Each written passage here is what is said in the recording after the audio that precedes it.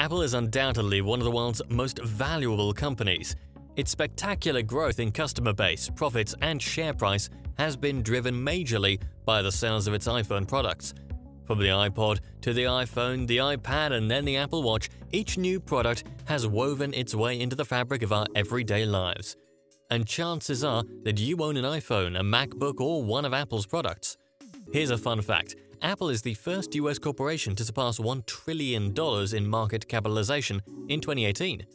As of May 2020, the company's market capitalization was $1.4 trillion, beating tech giants like Amazon and Google. Somehow, Apple has managed to keep its fiercely loyal customers on edge as they anticipate the next creative upgrades to their devices. Whilst some analysts question the ability of Apple to keep the momentum going, time and time again, the company has shown that they still have some juice left. Stick around to find out why Apple has grown to become a really profitable company. Number 1. The Steve Jobs brand. Co-founder Steve Jobs is almost inseparable from the image of Apple. Jobs became synonymous with the brand and was nearly as famous as the brand itself. He put the company at the forefront of the personal computing revolution and was behind a number of revolutionary and highly desirable products. Jobs had a knack for knowing what people wanted before they knew they wanted it. Not only was he the driving force behind several new products in the market, he also took an aggressive lead in marketing the products. When the company first went public in 1980, it was worth about $100 million under the leadership of Jobs, who was later ousted out in 1985. After returning to the company as its CEO in 1997, Jobs launched plans to expand into the mobile tech market and to rebrand the retail experience for consumers. He faced the task of restructuring an organization that was on the brink of bankruptcy. His first line of action was to drop costly projects and streamline the company's focus. He achieved this with the release of the 1998 iMac, which sold nearly 800,000 units in the first few months. The iMac signaled a major turning point for Apple. Jobs was also a stickler on making products easy to use. To Apple, if a product is not easy to use, then its critical components and functionality are worthless to the consumer. This has been the foundational principle of the company from day one and is still the mantra guiding software and hardware engineers every day they go to work. Every Apple product has to be intuitive and easy to learn and understand.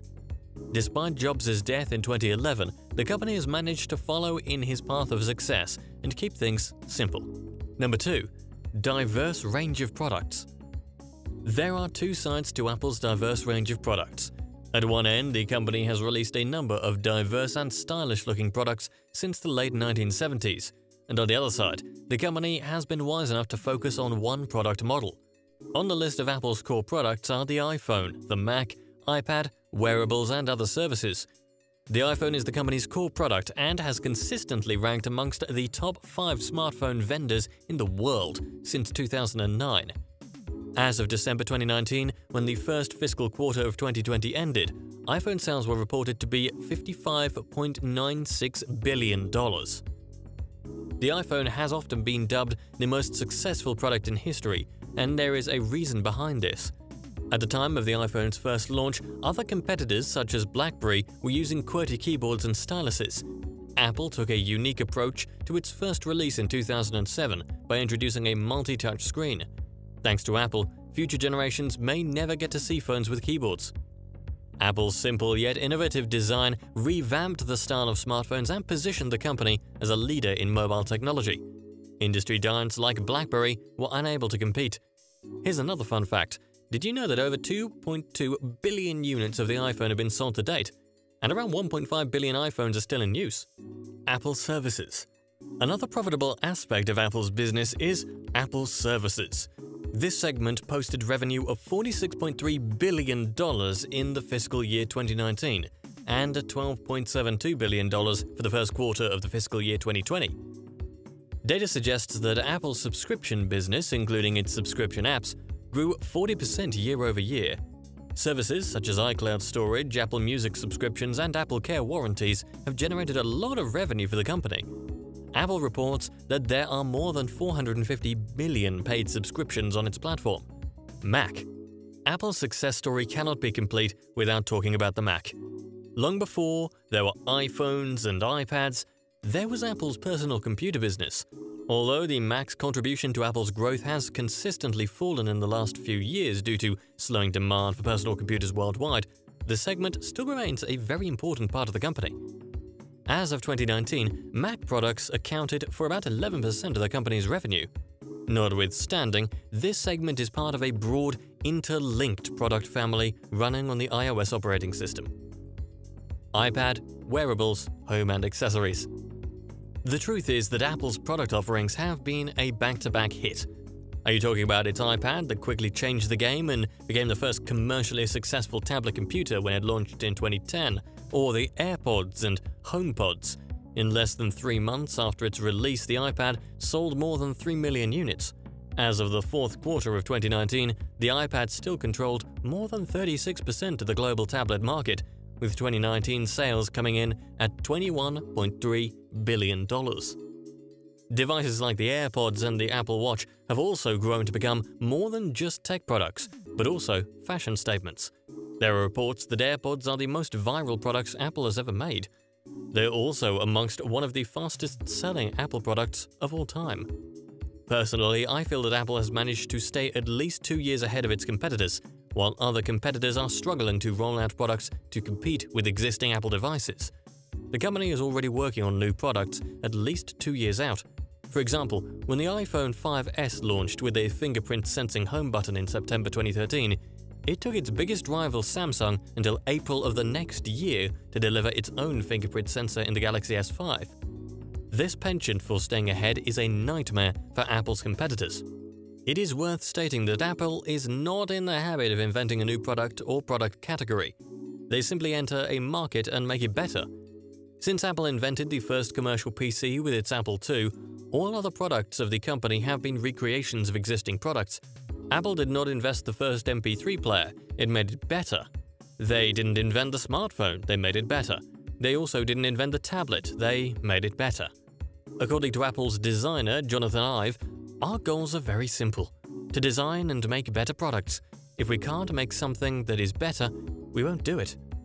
The lesson here is that you don't have to create an entirely new product to be successful. By doing something better or adding a bit of extra value, you could create a billion-dollar business. Number 3. Dynamic business plan. From Macs to iPhones, iPods and AirPods, Apple's profitability is a tale of dynamism. Apple's dynamic and consistently changing business plan is one of the major reasons for the company's success. Although the company started just like every other company, its co-founder Jobs always knew that the company was meant for much bigger things. Time and time again, brands that fail to adapt and evolve in a dynamic marketplace have been forced out of business. To stay relevant, Apple has continued to expand its offerings, changing its business plan to introduce a greater variety of products. From Final Cut Pro to Apple Care, Apple TV, HomePod and Apple Watch, the company is experimenting on multiple tech sectors. To reflect this dynamism, Jobs changed the name of the company from Apple Computers Inc. to Apple Inc. Number 4. Branded retail store and experience. Remember what I said about trying to do things better? Apple is the king of this. The company did not appreciate the traditional retail outlet experience and decided to create its own retail stores. And true to their prediction, their brick-and-mortar stores proved to be a huge turning point for the company. As of 2015, the company has more than 460 retail stores worldwide. From the very beginning, Apple understood that consumers at all levels may need some hand-holding once in a while. By keeping the product's SKUs simple, the salespeople in the retail stores know the products really well. This is a winning strategy for Apple. While other manufacturers have several models of their devices, Apple has just the iPhone, in the case of its mobile devices. Notice that this strategy allows salespeople to easily get up to speed on what a product can or cannot do. If you've also been in an Apple store before, you may have also noticed that the sales staff asked what you will like to do, instead of what you'd like to buy. All the times I got new mobile phones, I bought them because of a new function I wanted, and I made my purchase decision based on recommendations from sales staff. At one time I bought a new phone only to get back home and discover that it didn't support WhatsApp. Meanwhile, the sales rep told me it supported the app. Number 5. Partnerships. Another valuable reason behind Apple's successful business is its web of suppliers and distributors. While some of these companies are more reliant on Apple than others, they all profit from Apple's success in one way or another. One of Apple's earliest success stories came from its partnership with rival Microsoft and Bill Gates in 1997. The partnership helped Apple to secure an investment of $150 million. The deal also helped Apple's flagging reputation in the early and mid-90s by stabilizing it. Whilst it may seem counterproductive to become partners with your rivals, big companies are using it to their own advantage, and Apple is one of them. Some of the most notable brands that Apple has had dealings with include AT&T, Samsung, Verizon, Quanta Computer, Intel, and Toshiba. In conclusion, whilst there are many explanations for Apple's profitability and continued success, I believe a combination of all these factors is the reason why the company is doing so well. I mean, Apple may not have been as profitable as it is today without Steve Jobs. And even if there was Jobs and the company failed to evolve, it may have as well bitten the dust. Steve's return to the company, its focus on innovation, be it product design, marketing, software, and content delivery, as well as Apple's ability to extract extraordinary margins by keeping manufacturing costs low, all contribute to the company's success.